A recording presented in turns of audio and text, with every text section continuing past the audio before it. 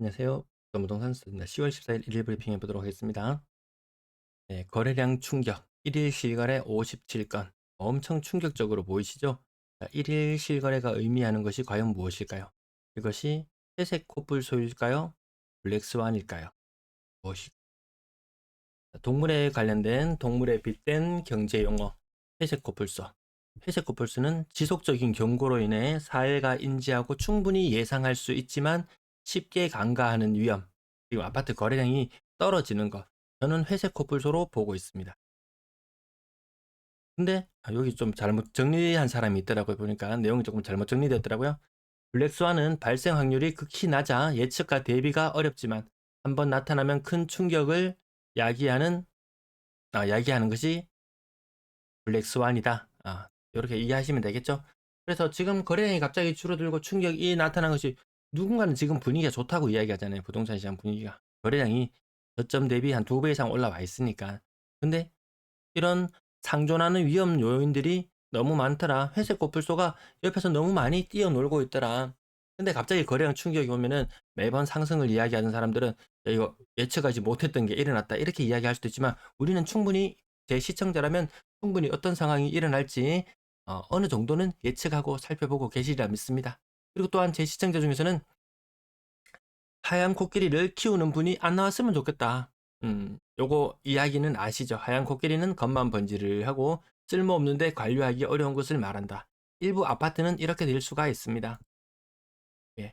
부채가 부채를 많이 낀 부채가 많은 부채가 많은 아파트는 이렇게 될 수가 있다.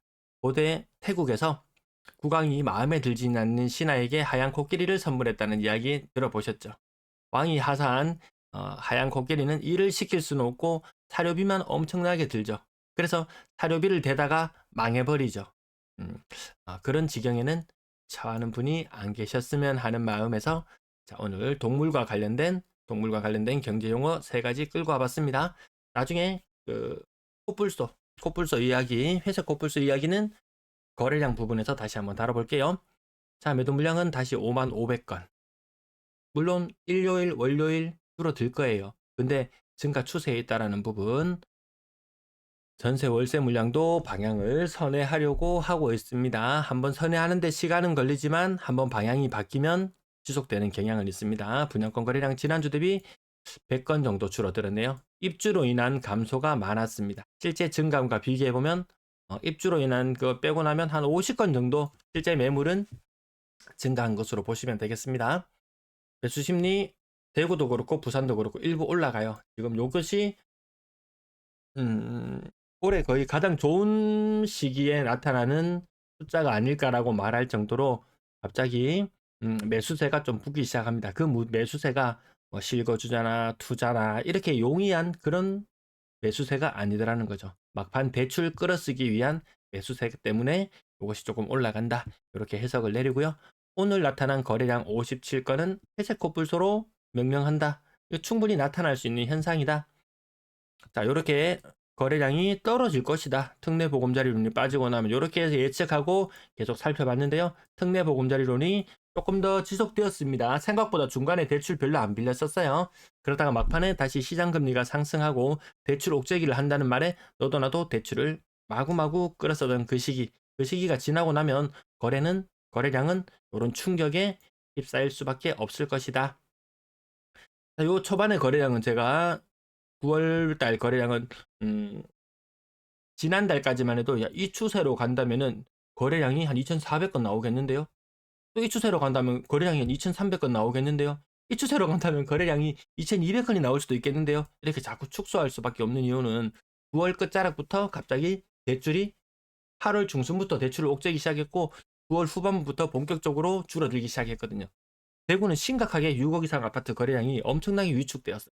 부산은 물론 대구보다 아파트 가격이 평균 30%더 비싸기 때문에 6억 이상 아파트에 대한 충격은 덜하지만 비싼 아파트가 많이 있을수록 그 충격은 추후에는 더 크게 나타날 수 있습니다. 시장을 더 많이 위축시킬 수 있습니다. 거래량은 지난달에는 500건대의 거래량, 지지난달에도 500건대의 거래량을 주로 보여줬었는데요. 이제는 갑자기 거래량이 9월 끝자락부터 거래량이 주간 기준으로 400건대로 주저앉았습니다. 구간 거래량이 400건대로 추산됐어요. 500건대 거래량이 나와줘야지 평균 2000건대 거래량을 유지할 수 있을 텐데 우리는 이것을 충분히 예측하고 예견하고 살펴보고 있다. 우리 시청자에게 있어서 이렇게 거래량이 줄어드는 것은 블랙스완이 아니다. 회색 코끼리였다. 자, 비싼 아파트들 최고가에 근접하는 모습들. 남천자이 12억 3천. 남천자이 바로 옆에 있는 삼익빛이 만약에 국평을 분양을 한다면 가격이 어느 정도 되나요? 지금 시세에 거래되고 있는 거 10억 플러스 7억. 저 7억 들죠. 국평에서 국평으로 가는데 삼익빛이 같은 경우에는 17억은 있어야 들어갈 수 있죠. 바로 옆에 있는 남천자이는 12억 3천인데 삼익빛이 사업이 순탄하게 진행될 수 있을까요? 또 지켜보는 재미도 있는 것 같습니다. 유비치 35% 정도 빠진 거래 보이고요. 대략 20%, 15%. 여러분 느껴지시나요? 6억 이상 거래가 요게 다예요. 오늘 57건 거래 중에서 10건이 6억 이상 거래였습니다. 그 중에 직거래가 2건, 직거래가 3건, 직거래 3건 제외하고 나면 7건 거래에 있었습니다. 그렇게 많지 않습니다. 6억 이상. 어떤 아파트 10억 가고 이러면은 6억은 아무것도 아닌 것처럼 느껴지지만 6억이면 상당히 고가의 아파트입니다. 상당히 고가의 아파트입니다. 30% 이상을. 이건 직거래니까 차치해 두고요. 거의 신고가 22년식 동네 레미안 아이파크 소형 평형이 6억 2천. 대구의 소형 평형 제일 잘 나가는 곳이 5억 중반 정도까지도 나오거든요. 그렇게 견주어 보면은 역시 부산의 아파트가 비싸긴 비싸다. 소득은 똑같은데 아파트는 비싸게 살아야 된다. 이거 과연 좋은 건가요? 전 잘 모르겠습니다. 현대 SK뷰 이것도 직거래라서 하락률은 제껴두고요. 그리고 이 부분도 봐야 된다. 9월 27일 이후로 6억 이상 거래가 얼마나 터져지는지도 봐야 되는데 확연히 줄어드는 모양새를 보여주기도 합니다. LG 메트로시티 5점 대비 45%. 근데 직거래 분위기 안 좋아지면 직거래 비율은 자꾸 올라갑니다. 비싼 아파트 거래되기 점점 힘들 거예요. 그러면 직거래 비율은 자꾸 올라가는데 직거래 비율 추이도 계속 살피면서 그 충격이 여러분에게 블랙스완처럼 다가오지 않고 회색 코뿔소가 저기 있거나 그 정도 인지할 수 있도록 제가 늘 살펴봐 드리도록 하겠습니다. 비싼 아파트는 20% 정도 떨어지는 것이 많이 보이고요. 5억대 28%, 24%, 20%, 20%, 15%, 20%, 20%, 30%, 50% 이상 빠졌는 거 수상하다. 이런 것들도 직거래로 나타납니다. 좀 가격이 조금 이상하다 싶어서 보면은 다 직거래인 좀 경향이 좀 나타납니다. 요건 조금 예외적이긴 합니다. 20층인데 40%가 빠진다. 가끔 요 사시장률 예가는 늘상 하락률 높게 이렇게 나타나긴 하더라고요. 누군가가 7억 7백의 신고가를 만들어 버린 것. 그 정도까지는 평가를 덜 받는 모양입니다. 30% 하락도 여전히 나타나고 있고요. 평균 26%, 평균 26% 하락. 요것 저것 다 따져보면 그 정도 느낌 여전히 나시죠?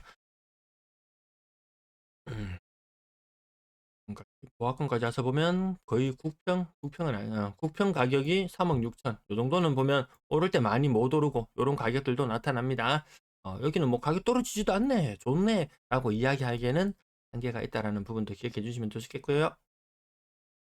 평균적으로 26%. 그 느낌 여전하죠. 네. 요 직거래, 수상한 직거래들이 점점 늘어나기 시작하는 모습을 보여주기도 하고요. 야, 정말 3억 이상 거래량 얼마 안 되네요. 맞죠? 57건밖에 거래량이 안 되니까 그런 한계가 있습니다.